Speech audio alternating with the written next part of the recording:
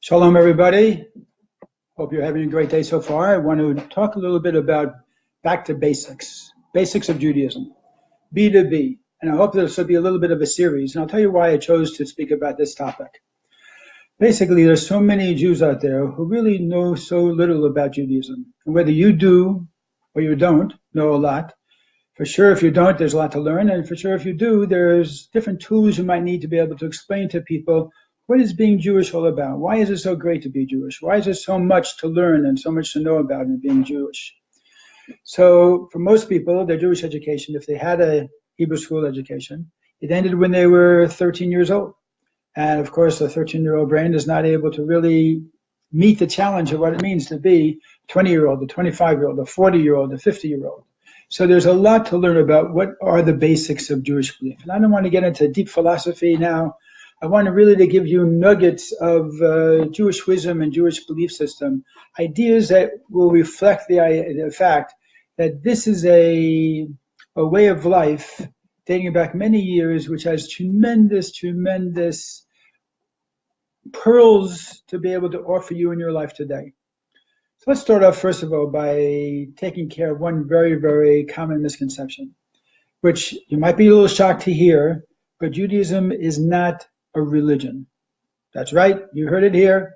Judaism is not really just a religion. What is a religion? Religion is a belief system.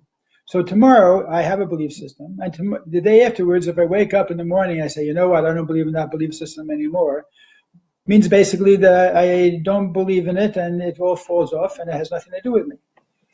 I'm Jewish not because I believe in Judaism. I'm Jewish because my mother and her mother and her mother and her mother, all the way back to Sarah Menu, were Jewish. So what is Judaism then? Judaism really is a covenant. It's a bris. The word bris means a covenant. Mila means a circumcision. A lot of times people think of a bris as, oh, I'm going to a circumcision. But no.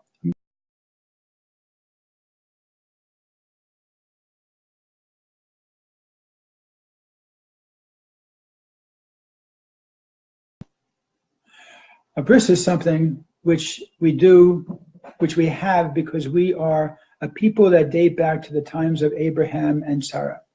Now, Abraham was born over 3,800 years ago.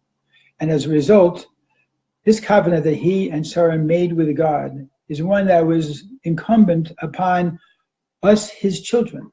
So our way of life really is fulfillment of that covenant which God told Abraham and Sarah he wanted them to be part of. How did that happen? God had 2,000 years, in fact, 2,448 years before even Abraham was born. But he saw that Abraham was a person who was able to go on Mesiras Nefesh, to have self-sacrifice, to be able to teach about monotheism, to feel that connection with God, to have that relationship with God where he was willing to go out and teach the whole world about it. And that's something God had been looking for, and the time was right and the person was right.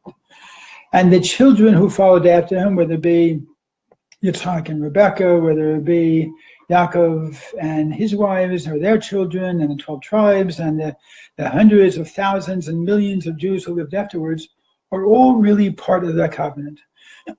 What's the difference between having a covenant and being part of a religion? I'll tell you a little story. There was a Jewish lady who was determined to go to a particular ashram in India. When she arrived at the ashram, she insisted on seeing this guru. And after a lot of pushing and shoving, and they told her, listen, the guru is very busy and is in his meditation. You can't disturb him now. What happened? She eventually pushed herself in to get into the Chador Chadorim, the inner sanctuary. And they said, okay, lady, you can go in. The guru said, you can see her. You're causing enough trouble. Go in, but just for 1 minute. She said, fine, that's all I want. In fact, you know what? I'm just going to say 3 words. Great, lady. That's wonderful. Just go in and do what you got to do. So she finally got in. She saw the guru. She said, come home, Harry. What was the story? It was her son. And Harry, who's a Jew, meditating on the Himalayas and who knows what, but a Jew is a Jew. A Jew cannot change their religion. A Jew, by definition, has a Jewish soul which is within them as long as they're alive. And as a result, there's no converting outside of Judaism. Harry is as Jewish as I am, as any other Jew, as any other descendant of Abraham and Sarah, or any other true convert is concerned. Why? Because we all have that pintali yid, that soul from within us. And as a result, being Jewish is a soul experience. It's something that goes very, very deep within us. It's not just a matter of I have a belief system. Belief system, tomorrow, if I believe in it, fine. If I don't believe in it, the next day, as I mentioned before, I'm out of here.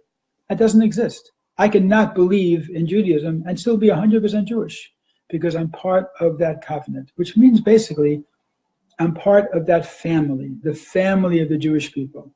And I don't want to go on with this too much. I just want to share with you one closing story, which for me is a very powerful story, which I could talk about for a long time, but I'm just going to close with this story. Maybe next time we do this, I'll continue a little bit more about this story. Story is a story from a friend of ours, Rabbi Manis Friedman, who travels the world. Many of you might have heard of him or heard from him directly or read his book. And he was once traveling in the airport, which is very often, and he happened to be reading something, learning some Torah. When somebody, a non-Jew, perhaps a missionary, came and sat next to him. He asked him, after a long conversation, Rabbi, what is that you're reading? And he told him, it's the Torah. So he started asking some questions about the Torah. And eventually this individual asked Rabbi Friedman, Rabbi, what is your personal connection with the Torah? Personally, on a personal level. So Rabbi Friedman thought about it for a while, and he said, my personal connection? Do you know who Moses was? He said, of course, Moses was the great prophet. And who was his brother? His brother was Aaron. So he says, Aaron was my great, great, great, great, great, great grandfather. Well, this person next to him was absolutely shocked because he never thought that the Torah, or as they call it, the Bible or the New Testament, was more than just a book of theology, a book of belief, a book of teaching their morals and values. But the point is that the Torah for us is our family album. It's about who we are. It's about where we come from. It's about what God wants from us, about why we were created, why we went through what we went through. And all the things that are about being Jewish are found there. It's like if I would go to your next door neighbor, and your next door neighbor showed us a book that was 3,300 years old with dust on it, and it was old and falling apart.